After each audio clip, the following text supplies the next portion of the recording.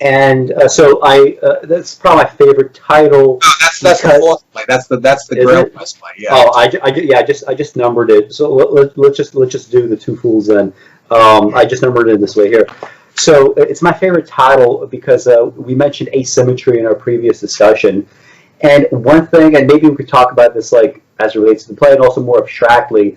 I find that in the arts, especially great art, this concept of asymmetry, it's very fruitful from a purely like craft perspective. So, for example, like it's titled Two Fools, right? But we have three holy fools, right? There's the first asymmetry, right? You're going to have to think about, well, what does that really mean, right? We have the three most obvious fools are the holy fools, but it's titled Two Fools. On the other hand, like you mentioned, we have the John Donne poem. Every single scene that emerges in this particular play, it's a line from the John Donne poem, The Triple Fool. And okay, so you're wondering now, the Triple Fool, right? Like there's another asymmetry here. And when you read the poem, right, the poem is not. It doesn't seem to so naturally lend itself to the three holy fools going on this quest for the Holy Grail. The other part of it is like, so when you do think about two fools themselves, like there's so many possibilities here, right? Like you have the pairing of Arthur and Guinevere, right? They're presented somewhat, I think, in a foolish fashion at that point. You at least get the sense that there might be, these fractures emerging. You also have Arthur and Merlin. Like, to what degree is Merlin, just kind of like imbuing his desires into Arthur? Like, is Merlin's original foolishness the fact that he finds Arthur in a cave, and he says essentially, look, my job now as a human being, and my only job for that matter, is to turn you into a great man and a great leader. That strikes me as a fool's errand to begin with, right? You don't ever want to approach any human being, whether it's a romantic relationship or a friendship, as I'm going to get this person into my life just so I could change him or her. Like that's not going to work in your favor most of the time.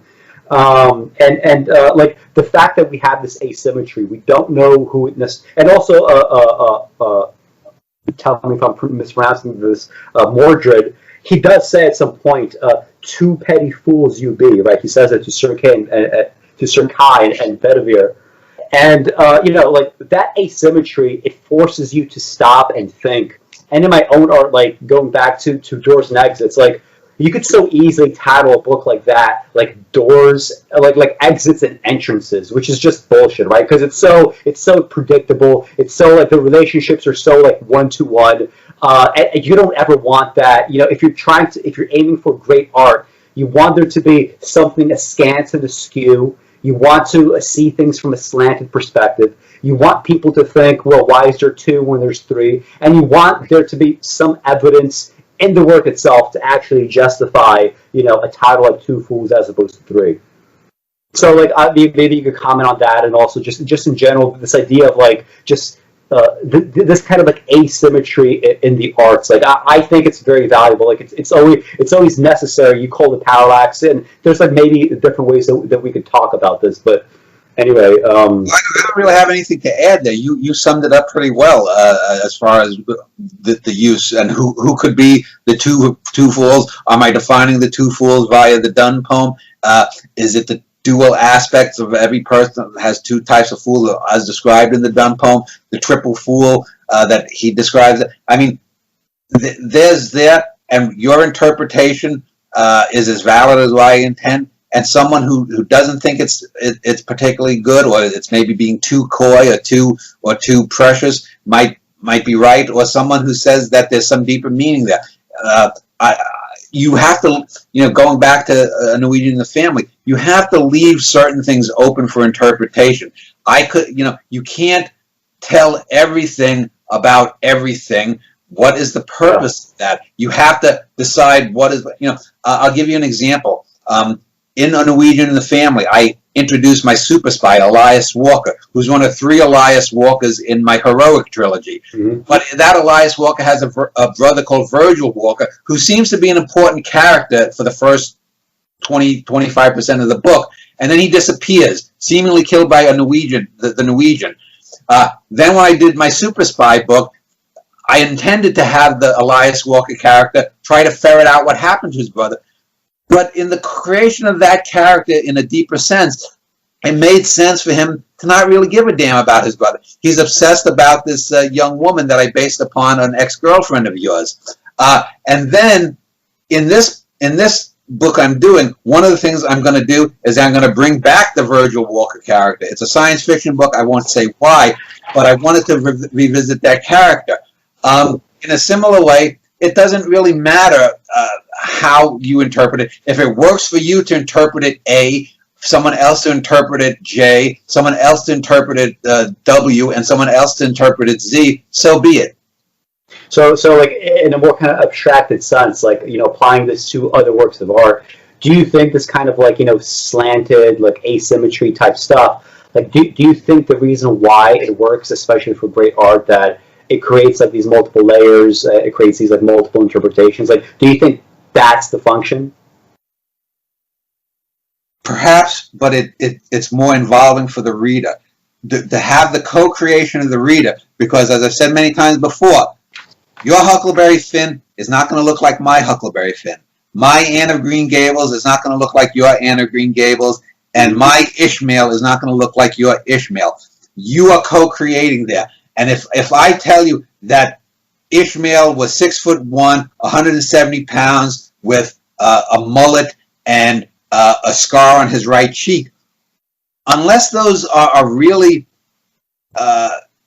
really important to the narrative, why do I need to tell you that? Oftentimes, I'll bring up characters, and you know, I don't really describe many of the characters in my plays that much, because I don't want to. If I have a great actor who's 3 inches shorter than I describe, am I going to not hire that better actor simply because he's 3 inches shorter? That's ridiculous. So you have to leave some. You know, it doesn't matter if Sir Tristram is blonde or brunette. It doesn't matter whether Sir Guinevere has bigger tits than Isolde, or Isolde, as I call her in the play.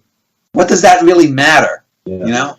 One thing that I noticed in general, like, it's this kind of like, it's this ironic thing where so many writers who start, especially when they're younger, right, they over-describe, right? They could have a paragraph, and you see this especially in like stuff like Middlemarch, right? Like the George Eliot's Middlemarch. It's like lots of 1800s books are like this. There is so much over-description because the writer is working under the false assumption that if you describe things so much, it's like, oh my God, people are going to remember all of these wonderful descriptions of mine, when in fact, you know that's not how the human brain works. If you over-describe in a paragraph that is way too fucking long, you just end up in a situation where the reader just forgets all that description, right? Like, if you read like a typical paragraph from Middlemarch, by the time you finish reading it, you don't even remember how that paragraph started. So, you know, this is always a good strategy in that sense. Well, there's a modern MFA term, I forget what it calls. They say, you know, you need to open it up or something like that. Unpack it. Unpack it, yeah. To unpack. No.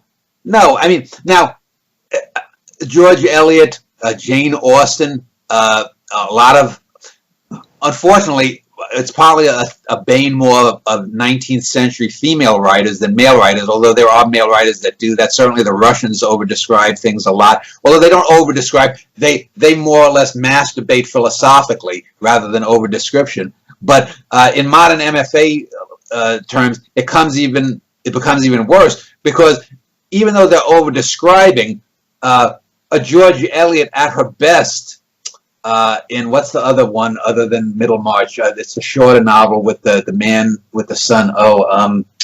It was my mother's favorite George Eliot novel.